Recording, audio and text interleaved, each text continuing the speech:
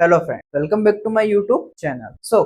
आज के इस वीडियो में हम देखने वाले हैं what is loop. Basically loop क्या होता है। लूप वर्ड से ही आप समझ रहे होंगे कि बार बार रिपीटेशन, कि जो भी आपका वर्क है, आपको सुबह उठना है, फिर तैयार होना है, ऑफिस जाना है, ऑफिस से वापस आना है, देन आपको स्लिप लेना है, उसके बाद वापस मॉर्निंग में आपको उठना है, उसके बाद वापस तैयार होना है, ऑफिस जाना है, वापस आपको स्लिप लेना है। तो ये आपका क्या हो गया, एक तरीके से रूटीन।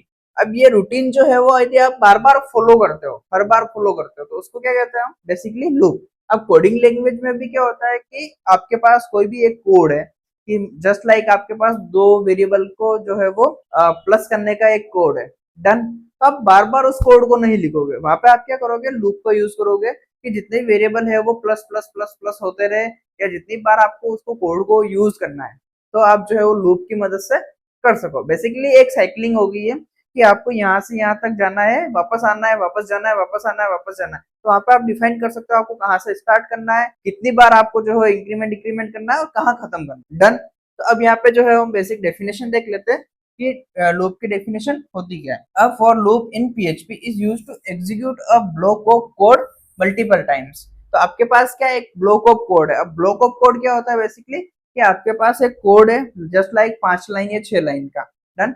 अब वो कोड क्या करता है कि कुछ ना कुछ पर्पस के लिए वर्क होता है, ठीक है।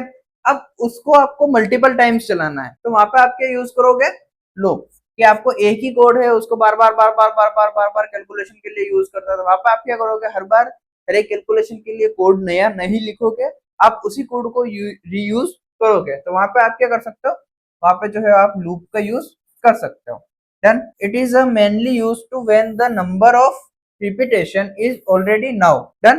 तो अब यहाँ पे क्या होता है कि जो हम मल्टीपल टाइम्स यूज कर सकते हैं वो तो हम फंक्शन से भी कर सकते हैं, कि हमने एक फंक्शन बना दिया, डन।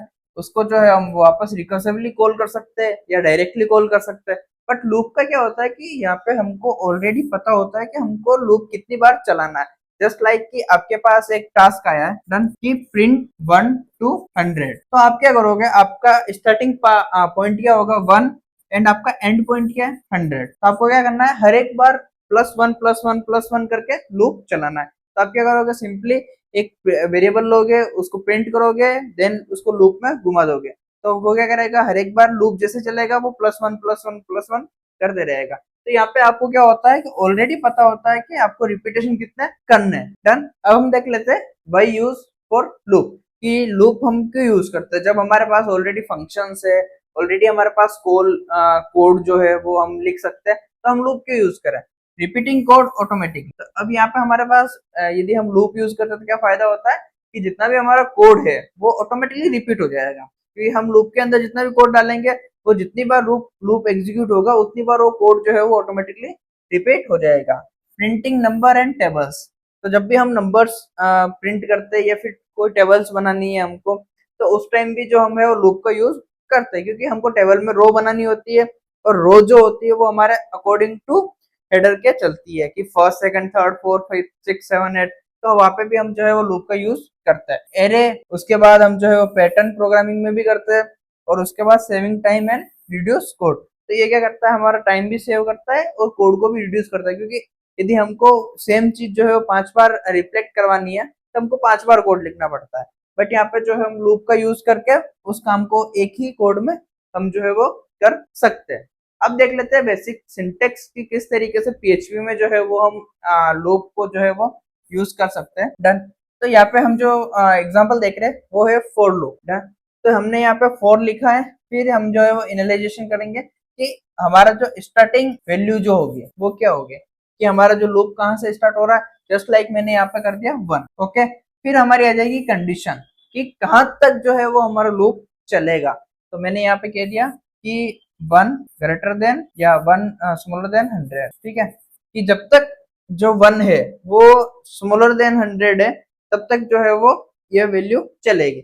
अब यहाँ पे मैंने क्या करा, इंक्रीमेंट एंड डिक्रीमेंट। इंक्रीमेंट और डिक्रीमेंट में क्या होगा कि हमने यहाँ पे एनालाइज करा, जस्ट लाइक हमने एक वेरिएबल लिया $i = 1 करा, देन हमने जो है वो कंडीशन लगाई है कि $i स्मॉलर देन 100। जब तक वो 100 से स्मॉल है तब तक वो लूप चलेगा, एंड देन हमने जो है वो $i को प्लस प्लस कर दिया है। तो ये क्या करेगा, 100 बार जो है वो लूप चलेगा, देन जैसे i की वैल्यू 100 से प्लस होगी ये लूप जो है वो बंद हो जाएगा। और इसके बीच में जितना भी हमारा कोड ऑफ ब्लॉक है वो क्या होगा, बार बार रन होगा, मतलब वो 100 टाइम रन होगा। यहाँ पे हम जो है वो आई को प्रिंट भी करवा सकते हैं या कोई और भी वैल्यू जो है वो ले सकते हैं। अब यहाँ पे हम देख लेते हैं इनिशियलाइजेशन, स्टार्टिंग वैल्यू, जो हमारी स्टार्टिंग वैल्यू होती है वो, उसके बाद कंडीशंस, चेक ट्रू और फॉल्स की कंडीशन हमारी जब तक ट्रू होगी वो जो है वो लूप एग्जीक्यूट होगा। इंक्रीमेंट और डिक्रीमेंट, तो हम जो है वो लूप को जो वेरिएबल होगा या फिर जो वैल्यू होती है उनको इंक्रीमेंट भी कर सकते हैं और डिक्रीमेंट भी कर सकते हैं। जस्ट लाइक हमने यहाँ पे 100 से चालू करा है तो हमको इसको माइनस माइनस करना है वो भी कर सकते हैं, और जस्ट लाइक हमने यहाँ पे 1 से चालू करा है तो हम जो है प्लस प्लस भी कर सकते हैं। इसी एग्जाम्पल को हम जो है कोडिंग में देख लेते हैं तो आपको बेटर वे में समझ में आएगा। सो यहाँ पे हमने जो है वो एग्जाम्पल लिया है जिसमें कि हमने जो है वो लूप को इनिशियलाइज करा है विथ आई, जो कि उसकी वैल्यू है 1। देन हम यहाँ पे आई को प्लस प्लस कर रहे हैं विथ 1, डन। और यहाँ पे हम जो इको कर रहे हैं आई को, और उसके बाद हमने ब्रेक लाइन करा हुआ। तो हम जो है वो इसका आउटपुट देख लेते हैं। तो यहाँ पे आप आउटपुट देखोगे तो हमारे यहाँ पे जो है 1 2 3 4 5 6 7 8 9 इस तरीके से जो हमारे पास जो है वो 100 तक जो है वो हमारे पास जो डिजिट आ चुकी है। अब मेरे को यहाँ पे क्या करना है कि मैंने एक ही लाइन ऑफ कोड से 100 तक जो है वो डिजिट प्रिंट कर दिए। अब यहाँ पे मैं चाहता तो मैं directly echo 1 echo 2 echo 3 echo 4 echo 5 ऐसे करके मैं 100 लाइन ऑफ कोड लिखता, बट मैंने एक ही लाइन ऑफ कोड और लूप चला के मैंने जो है वो सारा काम एक ही लाइन में कर दिया। बट यहाँ पे मेरे पास एक जो बेस्ट अपॉर्चुनिटी है कि मैं यहाँ पे जो है वो 1000 तक चाहता हूँ। तो यहाँ पे मैं जस्ट 1000 सेव करूंगा, उसके बाद मैं रिफ्रेश करूंगा तो आप यहाँ पे देखोगे कि ऑटोमेटिकली जो है वो 1000 तक जो हमारी डिजिट है वो यहाँ पे ऑटोमेटिकली बन गई है 1 से 1000 तक। बल्कि हमने जो है वो कोड में कुछ चेंज नहीं करा है, हमने सिर्फ कंडीशंस में चेक करा है कि जहां पर कंडीशन जो है वो हमारी पहले 100 तक चेक हो रही थी वहां पे हमने 1000 कर दिया, डन।